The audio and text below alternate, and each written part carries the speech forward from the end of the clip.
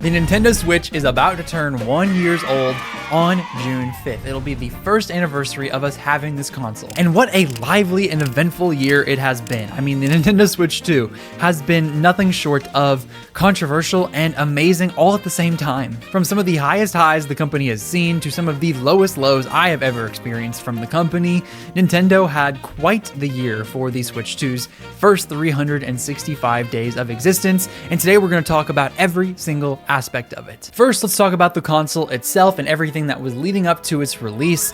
Going into the Switch 2's release month, June 5th, man, things were really bad for Nintendo. Coming off of 2 Nintendo Directs back to back, people right before those Directs were so excited, just truly hyped up in a way that we have not been in a long time. It had been so long since we have had any kind of hype around a brand new piece of hardware, and so to see this thing, to see the Switch 2 actually exist, for all the rumors to have been confirmed, for it to have been officially revealed, was just amazing. It was a huge deal. But then before you knew it, hate started coming, and it didn't stop coming, and it didn't stop coming. The Switch 2 had so many problems for so many different people, and the way that Nintendo communicated things to us was honestly abhorrent. It kind of started right after the reveal of the console because there was a small, and I mean small, sect of people that genuinely thought that it was ridiculous that they were doing a Switch 2 and not some other type of console, not moving on from it entirely. I was just really surprised to see that people were disappointed at it. I was like, what are you expecting? Everybody knew that this is what they were going to do. Everybody wanted this. Like, so many people were clamoring, give me my Switch, but more powerful, and we'll just keep going into the next generation. And that's what Nintendo did, because why would they do anything different? Their most successful piece of hardware ever, their most profitable period of time being a company ever, and you thought that they would just not do this again, but better? No, that's way too silly in my opinion. So they did it, but better. They made a stronger Switch, and they titled it the Nintendo Switch 2. Many people thought it would be the Super Switch or something else to kind of commemorate the past of Nintendo or give us a different unique name just to make things a little bit different, but the 2 was very important. That was a huge aspect of this console before we knew what it was like, we need to make sure this is a 2.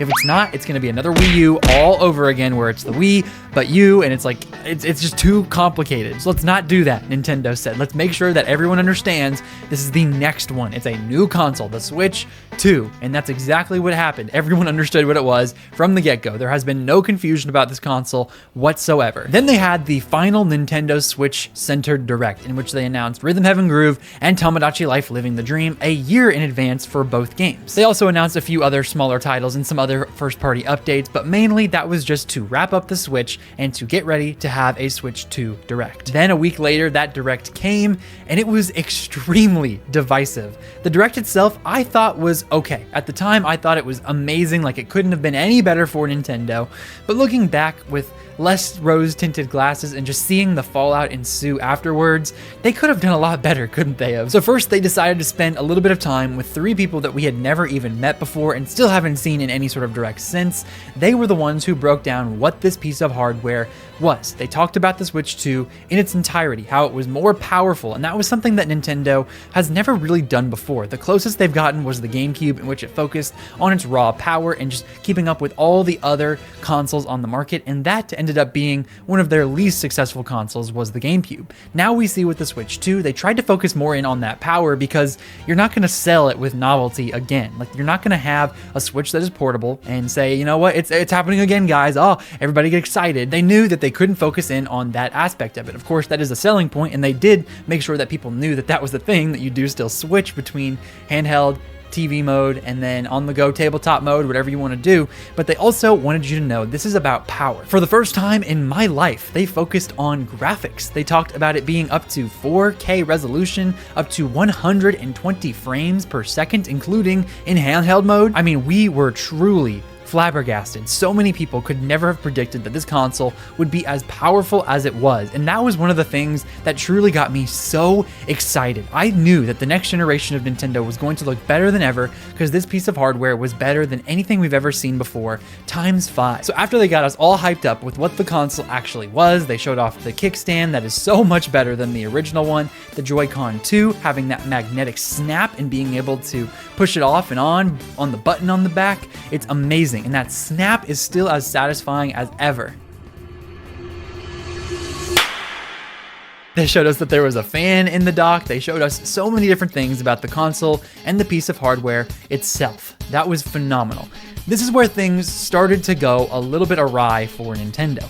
They decided to then spend a considerable amount of time, about 10-ish minutes, on the game chat feature. On every single Nintendo Switch 2 Joy-Con controller, there is a C button. And this C button right here where my pinky finger is, that C button is something that made a lot of people very upset and also ended up being something that they genuinely did not need to focus in on for as long as they did. Game chat is simply Discord calls through your Nintendo Switch 2, and that's about it. There are some other features that you can do as well, but none are unique or different than any other thing that everyone has already been doing just through Discord or through phone calls or through any other way that Nintendo never provided them before. Everyone's gotten used to how they play with their friends, and no one really thought it was interesting to do this or to use this in any unique way. There was also so much outrage about this being a C button on the console to begin with. The argument was, if you're going to put the C button on the console and then not be able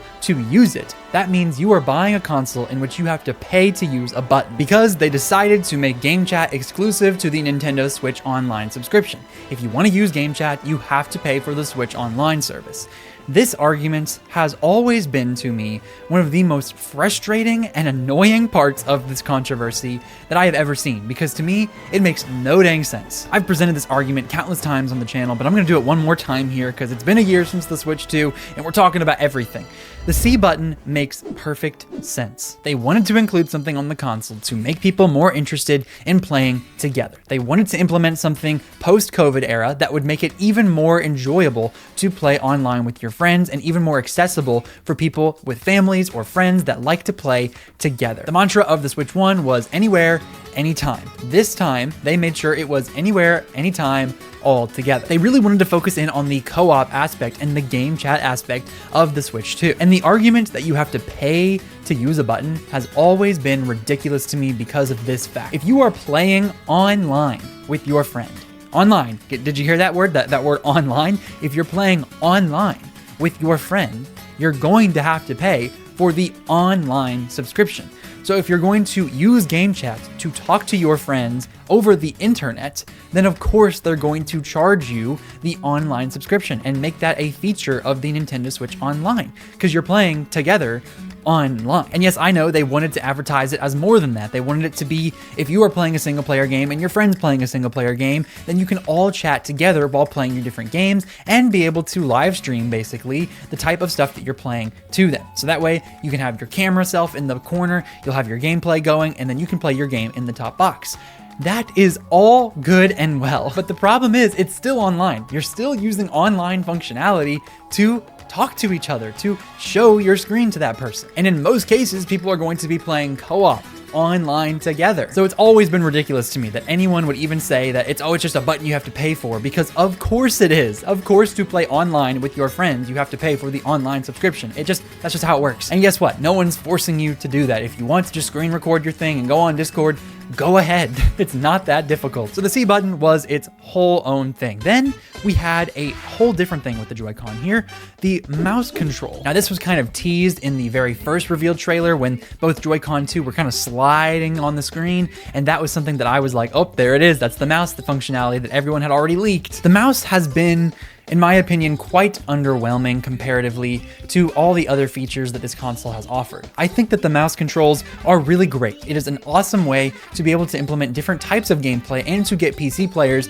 into the console sphere. I think honestly that if you were to look at all the other consoles, the Switch 2 has comparable power and has a lot of the same third-party games. So if you wanted to buy one console, if you're gonna just play third-party stuff, sure, more power is probably better with the PS5, but if you want to make sure you're getting exclusives on top of that, Nintendo easily has the best and most frequent exclusive releases. They have very similar third-party releases that are honestly on par with others, and now if you want to play PC-type games and use a mouse control, boom, you have already cornered the market, Nintendo, was my thought process, because you have this mouse. And honestly, in a vacuum, that does make sense, but playing it out, we've not seen a whole lot of functionality or use for this. Sure, there have been Switch 2 editions like Animal Crossing New Horizons in which you were able to use this to just move your stuff around, to move the furniture around and move stuff around on your walls in your house. There was a Mario Paint edition on the SNES, I believe, online subscription where you could use the Switch 2 to do that. Metroid Prime 4 Beyond is probably the biggest example of a first-party game in which you could use the mouse controls. Then, of course, Drag X Drive, already an exclusive Switch 2 game where you're pretty much exclusively using the mouse to move forward with this wheelchair. But outside of that, third parties haven't made a ton of use of it. I mean, I think a game like Stardew Valley would really have benefited from that day one, but that did not come out for quite some time after the Direct. It's just become much more of an afterthought than I really thought it would be. I thought this would be much more of a talking point and that people would be really more excited to use this and it would be more accessible to people. I mean, even in games like Mario Bros. Wonder, they highlighted you're playing as your Luma with Rosalina and you can use the mouse to control the Luma. Then in the new Star Fox reveal, we were able to see the same kind of thing where it's like one person is using one Joy-Con to move the ship and then the other person is using mouse controls to shoot. They keep trying to innovate and trying to use this, but honestly, I think most of the developers were just like, actually, that's more of a hindrance to my development than it is a pro. So if I find a good way to use it, I will. Donkey Kong Bonanza has the same thing where Paulina's singing and you can use the mouse controls as a second player and be able to have that singing effect come out and blow everything up. That's still just kind of second player stuff, right? That's the kind of thing that no one will really care about. I just thought it was going to be more of a big deal than it ended up being, and it just wasn't. So that's kind of a disappointment, but it's not on Nintendo entirely, right? Because the third parties could use it more, although you could argue that they didn't get enough dev kits to be able to even know how to incorporate that.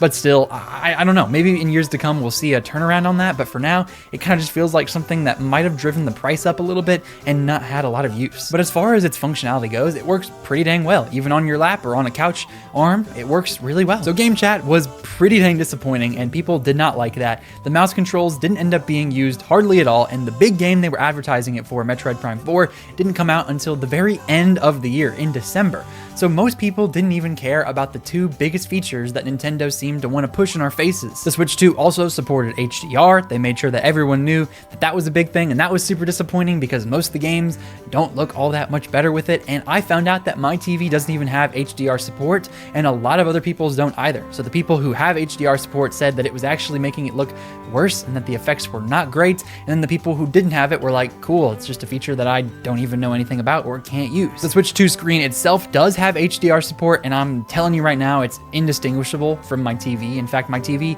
I will put it to where the colors are up and it's a little bit more saturated and a little bit brighter. So it honestly looks way better on my TV than it does on the Switch 2. The HDR just felt like another really big miss. I don't know if this is something that it's just me in an echo chamber here, but I don't think anyone has really enjoyed it. On top of the game chat, they decided to release this Switch 2 camera sold separately. The camera is something that you could put into your Switch 2 on the top. They have a Type-C USB port on the top of it and on the bottom of it, so that way you can charge from both angles and put the camera in on top. So they had that camera and they didn't use it for anything. I think the point was just buy it and be able to have yourself be on your friend's TV, so that way it's capturing your face and you can see your friends, but it's so laggy and it's just not all that great. And for the games, like they used it in Super Mario Party Jamboree Switch 2 edition for some really dumb mini games that are not fun at all. And then recently we've seen again in Star Fox, this is probably the best use of it. You can use it and then kind of use like an avatar, like a VTuber type thing where it's tracking your movement, and then you get to play as Fox. And like even on other games, like even if you're not playing Star Fox, you can have your avatar be Fox and you can have your avatar be Peppy and all these other characters while you're talking to your friends. That's something that is fun that I think could get people to go back into it, but it's a year later, right, that we're barely getting the first cool use for this camera. So those were the biggest features that spent a significant chunk of this Direct being shown off to us, and in my opinion, none of them truly hit the mark. The Direct continued on. The very first game that they showed off was Mario Kart World, which was the game we saw in the reveal. It was confirmed to be the launch game, which was a great sign for most fans. A lot of people assumed that 3D Mario would be either at launch or at holiday, and then Mario Kart would either be at launch or at holiday. Whichever one was going to happen, they thought would be swapped. I predicted that personally, that Mario Kart would be the holiday title, and then 3D Mario would be the launch title. I got that wrong, but I was still correct in having Mario Kart, so, you know. But they showed it off, and I had thought it looked spectacular. Like, it looked very different, but the graphics, the characters, the animations, it all looked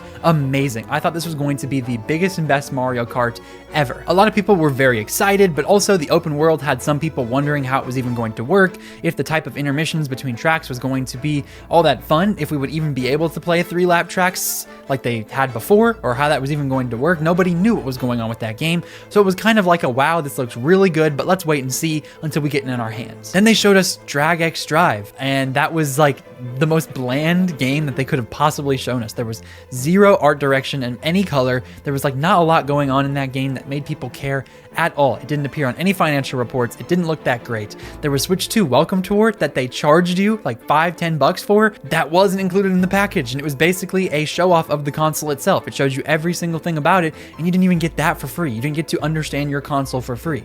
That turned off so many people. They showed off a bunch of Switch 2 editions back to back to back. Super Mario Party Jamboree Switch 2 edition, which was terrible as we know. Breath of the Wild and Tears of the Kingdom Switch 2 edition, which were phenomenal games. I love the increase in power, and we got 4K and 60 FPS. Those games are so much better now because of that. I just finished replaying Breath of the Wild, and I've been going through Tears of the Kingdom. It is gorgeous. It's like the type of game that you can never go back. They also added like smartphone functionality with that though, so even that was controversial, right? It's like, okay, these are great games, amazing that they're up to that 4K 60 FPS, but you're kind of charging us for a smartphone utility. Now that smartphone stuff is pretty fun. It adds a ton of achievements. It adds all kinds of different stuff. In Tears of the Kingdom, if you make any sort of creation, you're able to send it from your phone to other people or from the phone to the game. So if someone else makes some crazy contraption, you can just scan a QR code if they make it, and then it's in your game. That is really cool. It's a great way to share. It's a great way to get people excited about Tears again, but still it's a smartphone thing, right? They had GPS stuff. They had all kinds of stuff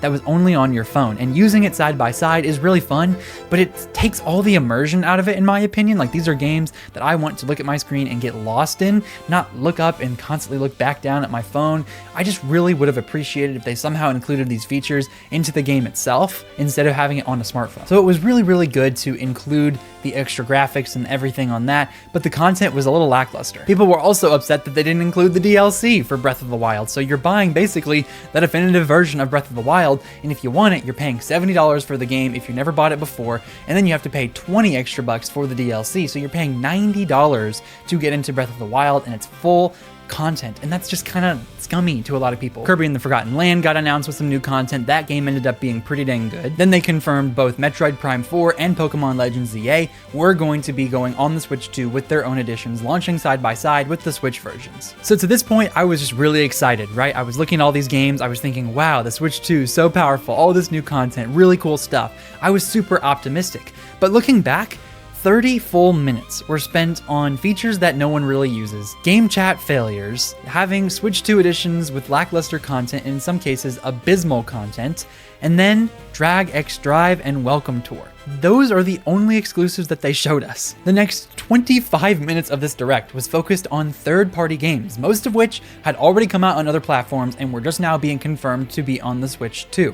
Then they revealed an exclusive, not just any exclusive, a FromSoft exclusive, Duskbloods. On the tailcoat of FromSoft's incredible success lately, Elden Ring and all these other Dark Souls games that people have been really, really excited to play and get into lately, with Elden Ring, Night Rain even coming out, everything from FromSoft is gold. So to see that we were getting an exclusive on the Switch 2 was so amazing. Then it turned out to be a multiplayer focused game, and then it turned out to be that Elden Ring, even though it was confirmed to come to the console, we found out later that it was having horrible problems running on the console, and people who were playing it said it was a horrible experience. So people lost faith in FromSoft, and to this day, we have not seen another new trailer from Duskbloods, and it's been a full year. So it's not even a single player classic FromSoft experience, it's a multiplayer experience, and they don't even know how to use this console. In the last 5 minutes, what did they reveal? Kirby Air Riders, a niche spin-off Kirby game, and Donkey Kong Bonanza. Now, Kirby Air Riders was really, really fun to see, and to see that Sakurai was officially working on it was a huge deal. It was so exciting to see that. But man, if it wasn't disappointing to get another exclusive from a very niche franchise that didn't have anything to do with the big franchises. For a brand new console, everyone was hyped up. The Switch presentation had Breath of the Wild and Mario Odyssey and Xenoblade 2 and a new IP in ARMS and all this fun stuff that was blowing our faces off. It was so exciting. And here, I was excited, but looking back, it really wasn't all that. Especially considering everyone and their mother was expecting 3D Mario, and everyone was like, you know what, it's okay, as long as we get 3D Mario, this Direct will be a success. They gave us a 3D Donkey Kong, and that is great, but still, It was not what we expected, and we didn't know truly how good this game would end up being until we saw the direct later on. But for now, it just looked like an interesting 3D platformer from a Donkey Kong series that has been dormant in the 3D type of series since the N64. So for most people, Mario Kart was the big franchise that they were really interested in, and that game, oh no, turns out it's $100 or $90 or $80. No, it's $100. No, it's $80. No one knew, because guess what Nintendo decided not to tell us about in this Direct, even though they did tell us in the very first few minutes of the Switch presentation. They decided not to tell us the price of this console or the price of their games. So then misinformation ran rampant. People were saying that it was $100 physical, $90 digital, saying the console itself was going to be $500, $600, $700. It was crazy. Everyone was going insane. The hate was through the roof. Every Switch 2 edition was going to be the base game price of $60 plus the content for $20, so you're spending $80 for Tears of the Kingdom. That's right, $70 for Breath of the Wild. These old games are more expensive than ever. Then, after all that pricing debacle went down, everyone was so upset about it. The tariff situation from the United States government was announced, and people were unsure if that meant that this was going to mean we were getting even higher prices. Nintendo even paused for a minute and said, no, we're not going to let you pre-order the console yet because we're going to assess the market conditions. They came back, they said everything is $5 more expensive or $10 more expensive except for the console and except for the games. So already people were upset and they raised the price again. It was a disaster, a complete and total disaster. It felt like they were focusing on all the wrong things and not telling us anything that we really needed to know. Sure, no one wants to pay $450 or $500 for a new system. No one wants to pay $70 and $80 for new games. But if you are the ones presenting it to us up front, there is no room for it to get any worse. The backlash will be there, certainly, but it will not be worse. People will not be able to make things up, and all this misinformation will not be able to spread. There are still people to this day that believe Mario Kart World is $100, and that's just not even close to true. So everything leading up to the console was kind of a disaster. Everyone was upset. I've never seen so many people more angry in their life. Nintendo grifting has been at an all-time high, and then the console released. And honestly, I think it's the best console ever made. Because despite all the failures, despite the communication issues, despite there not being a ton of huge first-party games, especially right out the gate, man, this console is still just great because it's a Switch, but better. I love my Switch. Many people think their Switch is the best console of all time. So let me ask you a question. If you think that is the case, why is the Switch 2 10 times more powerful, not better than your Switch? It just inherently is better. In Mario Kart World, boy, I put over 100 hours in that game fast, and I'll make a whole other video talking about Mario Kart World 1 year later, but there was a lot of controversy with that game, not only being $80, but having some content that was essentially ripped from us. We were able to play 3-lap tracks, and then they made it to where we had to play intermissions. There was so much drama with that game. I'm not going to talk about it here though, but just know Mario Kart World, even though I loved it, many people really enjoyed their time with it. A lot of controversy went down, and that was just the theme of the year. That game came out, it sold a ton, it did really well. The Switch 2 was the hottest item on the menu. So many people wanted it. It was the fastest selling console of all time and still is. People were just proving that the controversy didn't matter, and maybe the controversy even helped, added to the case of why you should buy. Throughout the year, all these games continued to come out. We got one after one after one. Every single month it felt like there was a brand new exclusive, or at least something for the Switch 2 owners to sink their teeth into. In July, we got Donkey Kong Bonanza, which ended up being one of the best experiences you could ever have, and is probably still the best single player experience on the console. Bonanza truly broke new grounds for the Donkey Kong series and for 3D aspiring developers moving forward. It was a Game of the Year contender, literally at the Game Awards, and it was so much fun to see Nintendo represented once more. The game had an actual story. Pauline was amazing. This was just something that I could not have been more happy to play all the way through. Now looking back on that game, I really do think it was a great experience, but nothing super transformative in my opinion. It was so much fun, but it wasn't 3D Mario, because there's so much with 3D Mario that is just better, I think, than Donkey Kong Bonanza could offer, and that's okay. Donkey Kong Bonanza is an incredible 10 out of 10 experience, but still, it was just missing for a lot of people. Kirby Air Riders then came out. That game was really, really good for what it was, but of course, it's not going to appeal to everyone. Pokemon Legends ZA sold really well. Metroid Prime 4 did not. Drag X Drive was a disaster. No one played it. Welcome Tour, Some people bought it, some people didn't. It was just totally not even talked about by anyone after that initial price debacle. Third-party games were pretty dang good. People played them and loved them. And even though there's so much negativity, and even though so many people had so many frustrations with this console, I still think it was a really, really solid first year. I've been trying to highlight to you how so many people have framed this narrative and how many people have been talking about it, but if you really boil it down, the Switch 2 is a better Switch. It is the next generation of Nintendo, and you are able to play a million different games almost every single month, it feels. We've got a ton of stuff coming up. We've had a ton of stuff announced. Star Fox is coming, Splatoon Raiders is coming. Even this year in 2026, we've had a ton of content. Pokemon Pocopia was amazing, took the world by storm. Even games like Mario Tennis Fever, which I adore. It was $70 and it shouldn't have been, but that game, its core gameplay is second to none. We got Mario Bros. Wonder Switch 2 Edition, which is the best Switch 2 Edition yet, adds a ton of great content, some new boss fights, brings back the Koopalings for the first time in a decade. I love my Switch 2. I think that this first year has been hectic, has been chaotic, has been really, really hard to be positive in, but I still think it's been really great. I could really see how a lot of people just wouldn't agree, how they would regret buying this console because they wanted these big franchises right at the gate and they expected them and just didn't receive them right from the start like they did with the Switch. I would say to those people that it is coming and that you should just be a little bit more patient, but I can understand how some people would say, I have this console and there's nothing to play. That's not true. There are plenty of games to play, but in terms of what they were expecting, I can understand how that just wouldn't be the case. So 1 year later, if I had to give this console a rating, if I had to say everything that Nintendo did and put together all of the experiences that so many people have been having, we've seen a lot of positivity coming back around, especially in the early half of this year. 2026 has really been more kind to Nintendo than not. Even with them having to raise all the prices, with the Switch 2 being up to $500 alone now, they're giving us a bundle in between then. From June to September, you're going to be able to buy a Switch 2 for $500 and be able to take your pick. Mario Kart World, Pokemon Pocopia, or Donkey Kong Bonanza. So there's a lot to like. Even through all of the hate, there's a lot that is really, really good. And I think Nintendo has not become stagnant.